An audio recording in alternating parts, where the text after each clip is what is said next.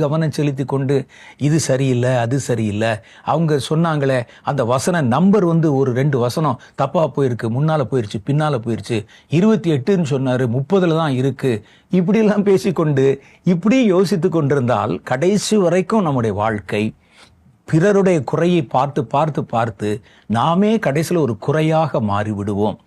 எதுல குறை பார்க்கணும், எது சரியா தவறான்னு பார்க்கணும், எதை ஏற்றுக்கொள்ளணும் என்கிற ஒரு தெளிந்த மனம் நமக்கு வேண்டும்.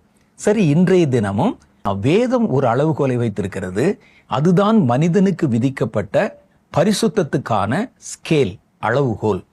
அது மனசாட்சியின் காலத்துல அவருடைய மனதிலே தோன்றுகிற காரியத்தை இது நீதி, இது பரிசுத்தம் என்று வைத்து பின்பற்றினார்கள். அடுத்து வந்த நியாயப்பிரமாண காலத்துல கர்த்தர் எழுதி கொடுத்த கட்டளைகளை கொண்டும் அவருடைய பிரமாணங்களை கொண்டும் எது பரிசுத்தம் என்று